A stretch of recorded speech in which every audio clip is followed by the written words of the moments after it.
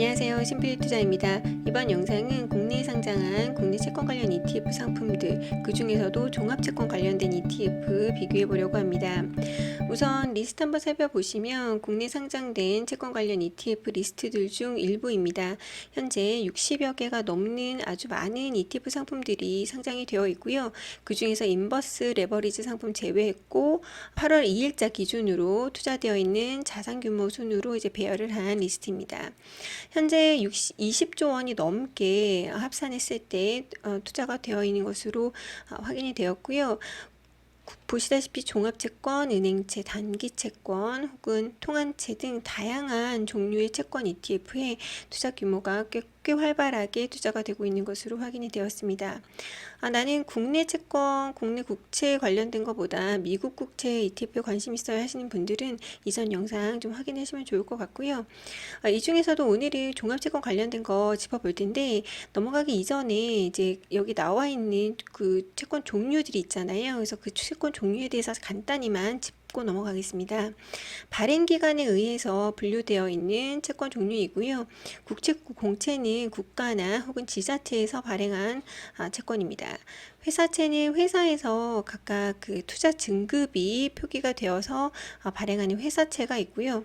금융채는 은행이라든지 별도의 금융기관에서 발행하는 채권을 뜻합니다.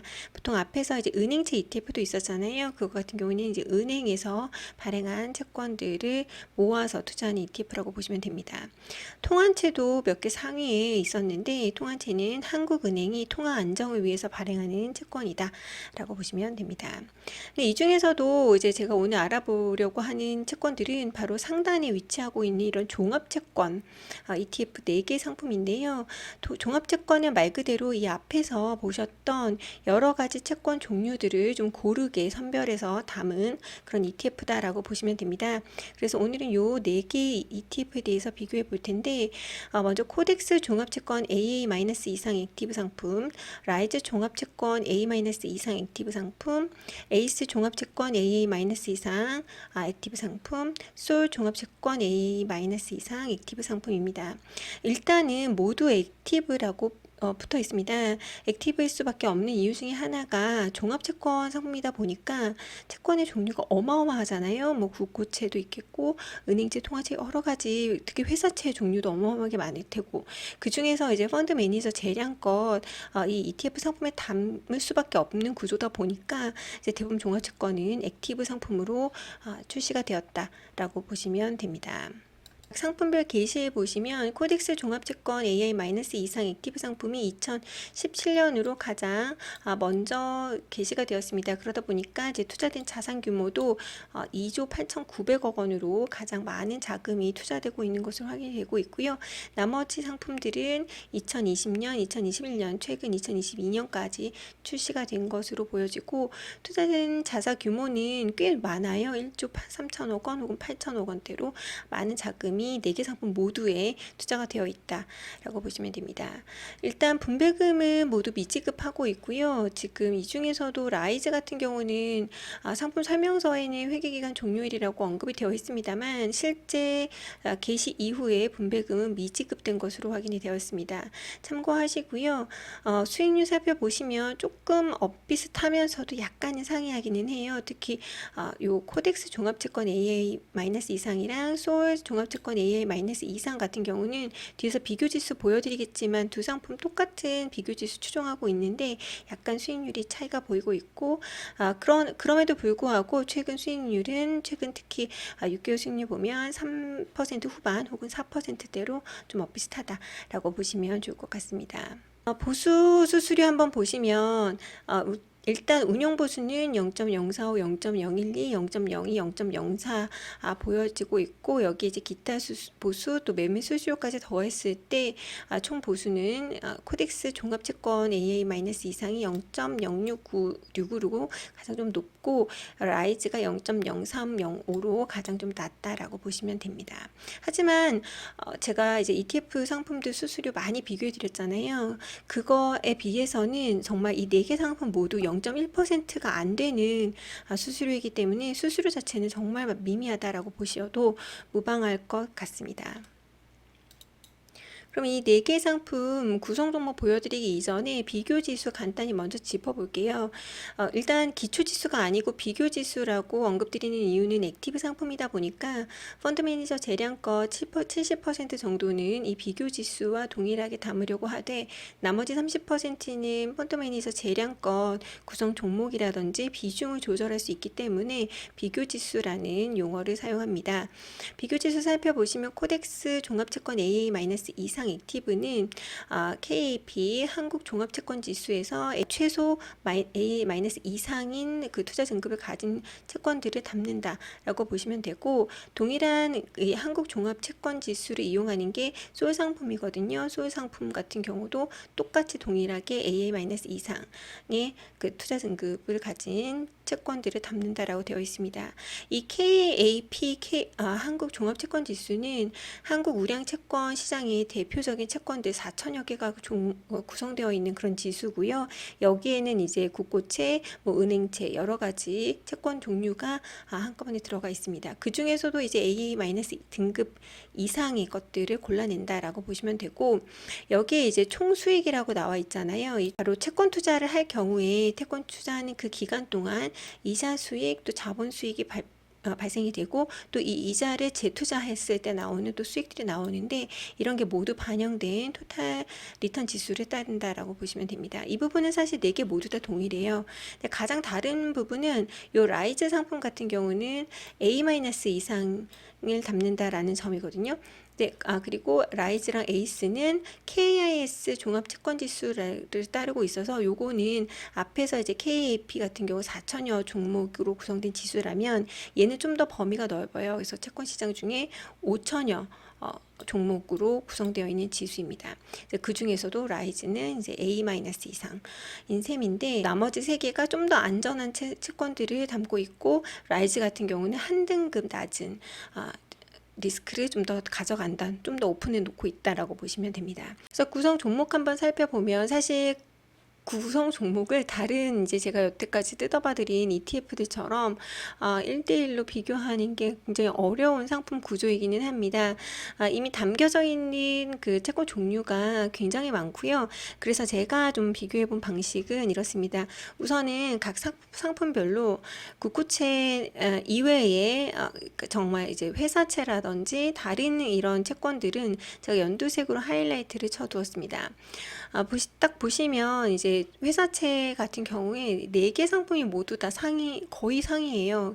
이제 다른 회사채들이 담겨져 있다라는 거 확인할 수 있어요. 예를 들어서 코덱스 같은 경우는 국고채를 제외하고 가장 많이 담겨져 있는 게 서울교통공사, 농업금융채권, 인천도시공사, 우리은행, 도로공사, 한국전력, 부산항만공사, 여러 이런 공사들이 많이 담겨져 있고, 라이즈 같은 경우는 A-까지로 내려오다 보니까 조금은 더 회사채가 더 많이 보이는 것 같거든요. 그래서 보시다시피 신한은행, LG에너지솔루션, NH농협캐피탈, 미래에셋증권, 현대캐피탈, 그리고 하나캐피탈, 롯데카드, 은행채, 금융채가 꽤 많이 보이고 있습니다.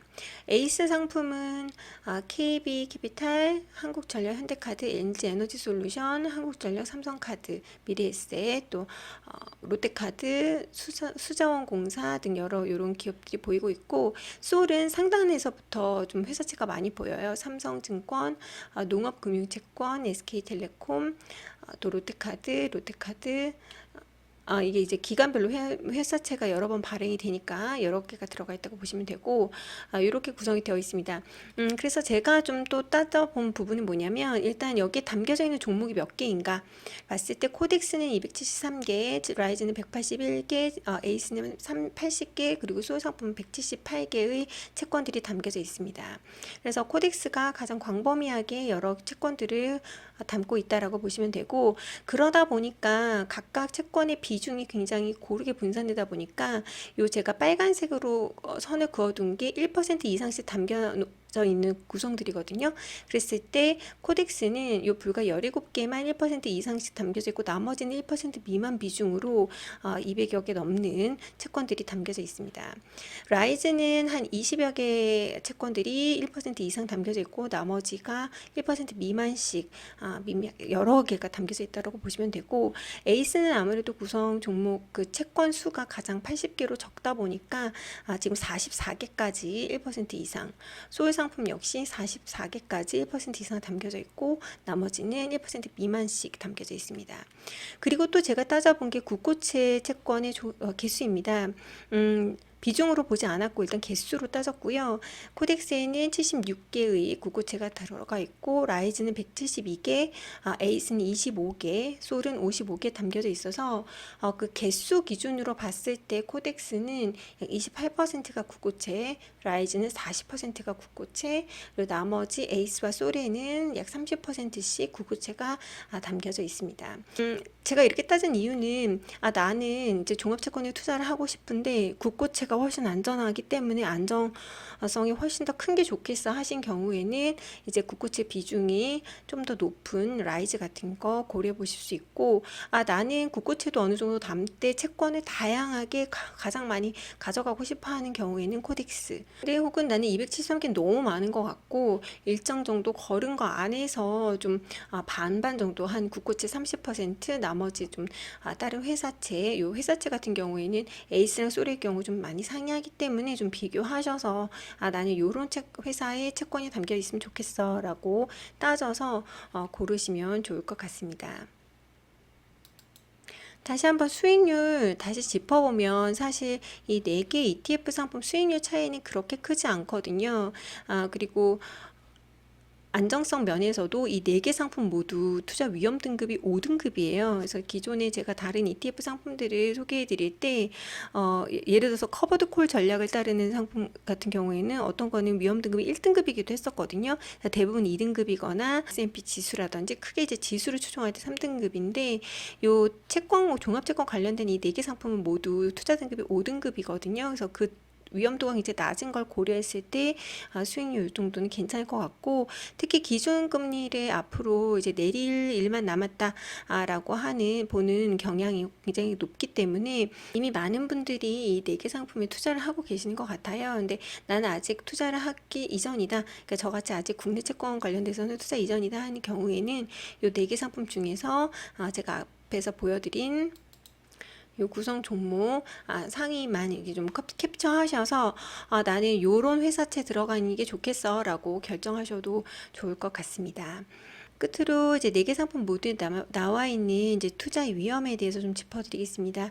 우선 액티브 ETF는 어느 액티브 ETF든 아무래도 이제 비교 지수를 추종하되 초과 성과를 목표로 운영하는 것이 액티브 ETF의 목표인데, 아무래도 이 초과 성과 부분이 어떤 때는 괴리율을 보이면서 또 담당 매니저의 재량으로 운영되기 때문에 좀 괴리율이 커지거나 혹은 초과 수익보다 오히려 조금 격차가 하단으로 벌어질 수 있다는 점 유의하시고요.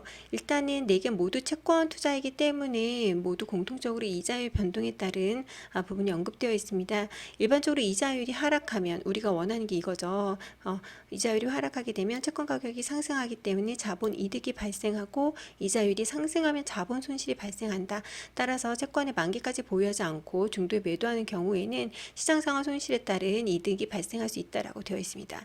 하지만 지금 이 채권의 ETF로 투자를 하시게 되는 경우에는 개별 채권과 달리 이제 만기까지 보유했을 때의 원금이 보장된다는 개별 채권으로 투자를 하시게 되면 이제 원금이 좀 유지가 되거든요. 근데 그 같은 이점은 여기에는 일어나지 않는다라는 거 다시 한번 말씀드리겠고, 그래서 사실 이런 부분이 좀 보완된 게 또 만기 매칭형 ETF입니다. 그래서 그 부분은 제가 나중에도 기회가 되면 다루도록 하겠고요. 이 이자율 부분에서는 현재 그 한국 기준금리는 지금 몇 달치 3.5%로 유지가 되고 있습니다. 하지만 제 7월 물가 상승률이 2.6% 전년 동기 대비 2%대로 나오고 있고, 또 미국 금리 인하가 9월부터 시작될 것이다라는 그 금리 인하설이 있기 때문에 한국은 좀 10월에 금리 인하를 한번 하지 않을까라는 설이 유력하다는 점도 공유해드리고 싶습니다. 그래서 이번 영상도 좀 여러분들의 포트폴리오에 좀 참고하는 영상으로 삼아주시면 좋을 것 같고요. 이번 영상도 마음에 드셨다면 구독, 좋아요 눌러주시고 영상 끝까지 시청해주셔서 감사합니다.